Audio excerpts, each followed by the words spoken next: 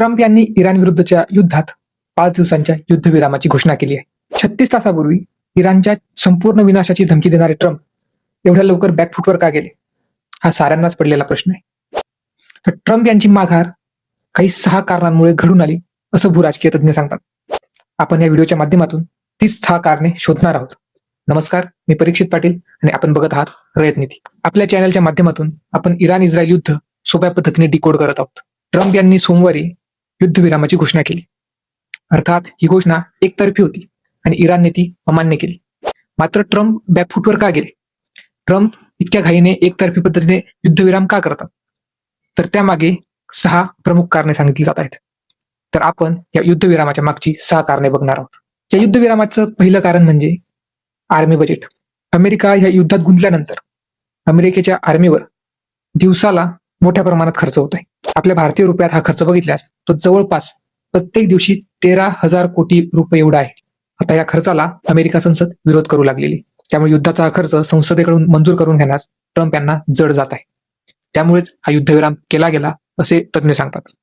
त्यानंतर युद्धविरामाचं दुसरं महत्वाचं कारण म्हणजे अमेरिकेत होणारी मध्यावधी निवडणूक. येत्या नोव्हेंबरमध्ये अमेरिकेमध्ये निवडणूक होणार आहे. ट्रम्प यांचा टॅरिफचा निर्णय, ट्रम्प यांचे युद्धाचे निर्णय यामुळे अमेरिकेमध्ये ट्रम्प यांची लोकप्रियता घसरली आहे. त्यामुळेच आपला महाभियोग टाळण्यासाठी ट्रम्प यांना सिनेटमध्ये बहुमत राखावे लागणार आहे आणि हे बहुमत राखण्यासाठी ही मध्यावधी निवडणूक अतिशय महत्वाची आहे. त्यामुळेच आपली लोकप्रियता टिकवून ठेवण्यासाठी युद्धविराम आणि चर्चा यावर ट्रम्प भर देत आहेत. या युद्धविरामाचं तिसरं महत्वाचं कारण म्हणजे इराणची आक्रमकता. एका बाजूला ट्रम्प चर्चेची घोषणा करत असताना, युद्धविरामाची घोषणा करत असताना इराणने थेट इस्रायलच्या अणुप्रकल्पांवर हल्ला केला. इराणने इस्रायलच्या डिमोना आणि अदर या 2 अणुप्रकल्पांवर थेट क्षेपणास्त्र डागले. या हल्ल्यामुळे स्वतः इस्रायल आणि अमेरिका बॅकफुटवर गेले. इराणची आक्रमकता अमेरिका आणि इस्रायल यांना अपेक्षित नव्हती. त्यामुळेच युद्धविरामाची घाई अमेरिकेकडून केली जात आहे असे तज्ञ सांगतात.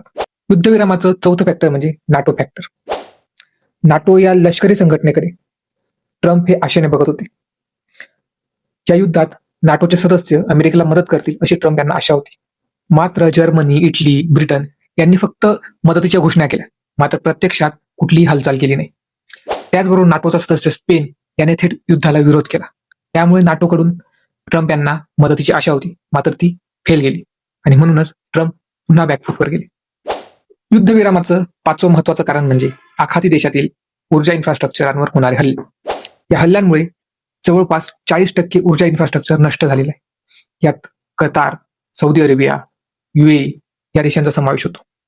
या ऊर्जा इन्फ्रास्ट्रक्चरवर झालेल्या हल्ल्यांमुळे जगभरातील खनिज तेल साठ्याच्या पुरवठ्यात खंड पडला आहे.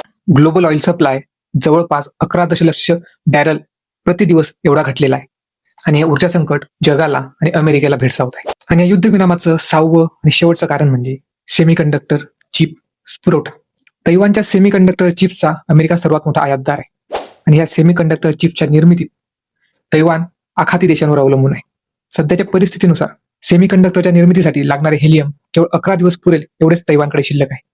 त्यामुळे येणाऱ्या काळात सेमीकंडक्टरचा पुरवठा पूर्णतः ठप्प होऊ शकतो आणि या सेमीकंडक्टरवर अमेरिकेच्या ॲपल सारख्या अनेक कंपन्या अवलंबून आहेत. त्यामुळे हा पुरवठा सुरळीत व्हावा याची अमेरिकेला नितांत गरज आहे. अशी ही 6 कारणे आहेत की ज्यामुळे ट्रम्प यांनी घाईघाईने युद्धविरामाची घोषणा केली.